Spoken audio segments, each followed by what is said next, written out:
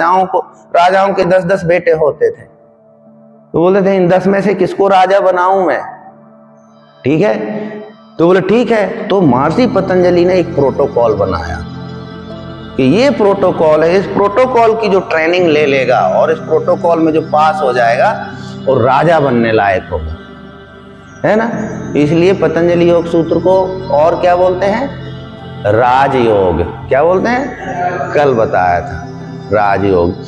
तो पहला सूत्र शुरू होता है अथ योगानुशासनम से, है कि भाई अगर आप चाहते हो कि आपको कोई लीडर चाहिए, आपको श्रेष्ठ व्यक्तित्व चाहिए अपने परिवार के लिए, अपने राष्ट्र के लिए, अपने समाज के लिए, तो अब योग का अनुशासन करो, या फिर अनुशासन को अपने जीवन में योग करो। योग करो यानी जोड़ो, योग यानी जोड़ना।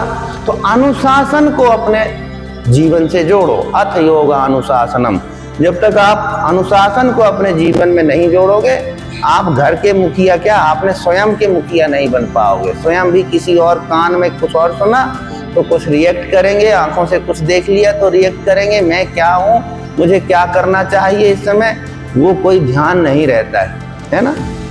इसलिए कहा अनुशासन में बंध जाओ। अगर आपको कुछ बनना है, तो कुछ प्राप्त करना है, श्रेष्ठता प्राप्त करनी है, तो आपको अनुशासन, अथ योगा अनुशासनम। और अनुशासन ही सबसे बड़ा योग है, और अनुशासन का योग ही आपको राजयोग देगा।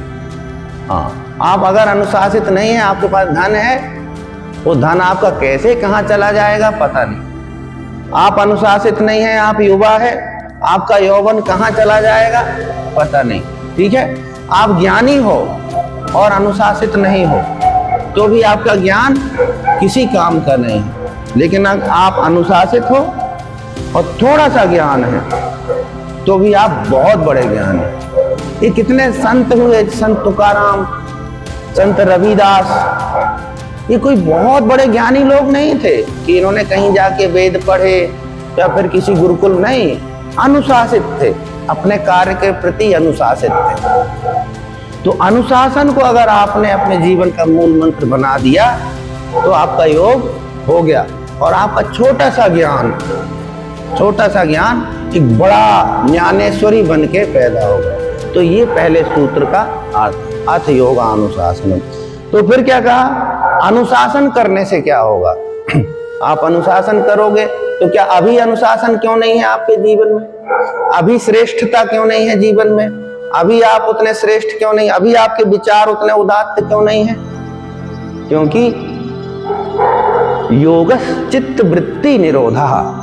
आपके चित्त में अनेकों वृत्तियां हैं, वृत्तियों से भरे पड़े हो आप। वृत्तियां कौन कौन सी, अनुभव, जीवन के कल के अनुभव, 10 साल पहले के अनुभव, उसने मेरे साथ बुरा किया था, उसने मेरे साथ अच्छा किया है, ये मेरी माँ है, वो मेरा पिता है, वो मेरा भाई है, ये मेरा बंधु है, ये मेरा दोस्त है, वो मेरा दुश्मन है।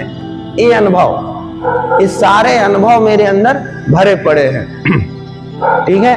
सम्मान का, अपमान का, दुख का, सुख का, ईर्ष्या का, द्वेष का, ये सारे अनुभव हमारे अंदर भरे पड़े हैं, और इन्हीं वृत्तियों में मैं चलता हूं। फिर वैशाली जी को देखूंगा तो मेरी वृत्ति अलग हो जाएगी, सुहास जी को देखूंगा तो अलग वृत्ति हो जाएगी, अपने बेटे को देखूंगा तो अलग वृत्ति, दूसरे के बेटे को देखूंगा तो अलग वृत्ति।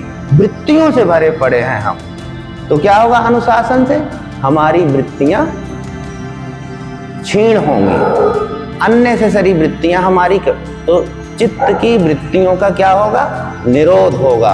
तो चित्त वृत्ति निरोधा, योगस चित्त वृत्ति, याद कर लो, योगस चित्त वृत्ति निरोधा, अनुशासन से होगा। किससे होगा निरोध, अनुशासन से। तो अथ योगानुशासनम, और अनुशासन करोगे तो योगस चित्त वृत्ति निरोधा, चित्त की वृत्तियों का निरोध हो जाएगा। अगला सूत्र कल बताएंगे।